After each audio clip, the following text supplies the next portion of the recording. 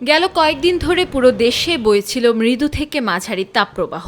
তবে গত ২৪ ঘন্টায় দেশের বিভিন্ন এলাকায় হওয়া বৃষ্টিতে আবহাওয়া অনেকটাই এখন স্বস্তিদায়ক অবস্থায়। গত ২৪ ঘন্টায় চট্টগ্রামের সন্দ্বীপে সর্বোচ্চ ৭১ মিলিমিটার বৃষ্টিপাত রেকর্ড করেছে আবহাওয়া অধিদপ্তর। এছাড়াও দেশের বিভিন্ন এলাকায়ও বজ্রসহ বৃষ্টি হয়েছে।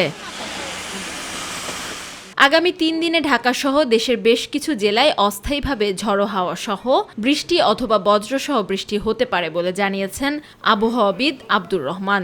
সন্দ্বীপে ৭১ মিলিমিটার বৃষ্টিপাত রেকর্ড করেছে। সেই সাথে দিনাজপুর এবং সৈয়দপুরে ৬১-৬২ মিলিমিটার আমরা বৃষ্টিপাত রেকর্ড করেছি।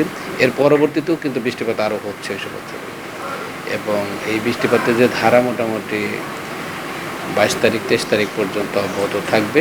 ৪৮ ঘন্টার মধ্যে দক্ষিণ পশ্চিম বঙ্গোপসাগর ও তৎসংলগ্ন এলাকায় একটি লঘুচাপ সক্রিয় হতে পারে বলেও জানান এই আবহাওয়াবিদ। লঘুচাপটি কিন্তু এখন সৃষ্টি হয়নি, হওয়ার যে তার যে অনুকূল পরিবেশ, সে পরিবেশ সৃষ্টি হচ্ছে, এবং আমরা বলেছি আর ৪৮ ঘন্টার মধ্যে অর্থাৎ ২২ তারিখের মধ্যে দক্ষিণ পশ্চিম বঙ্গোপসাগরে একটি লঘুচাপ সৃষ্টি হতে পারে। সেই লঘুচাপ সৃষ্টি হওয়ার পরে বোঝা যাবে সে আরও কতটুকু শক্তিশালী হবে এবং কোন দিকে যাবে। পুরো মাস জুড়ে চলা তাপপ্রবাহের তীব্রতা কমে আবহাওয়া স্বস্তিদায়ক পরিস্থিতিতে থাকবে পূর্বাভাসে, এমনটাই জানান আবহাওয়াবিদ আব্দুর রহমান। উত্তর দিকে অর্থাৎ বাংলাদেশ আমেনা হীরা, মাই টিভি, ঢাকা।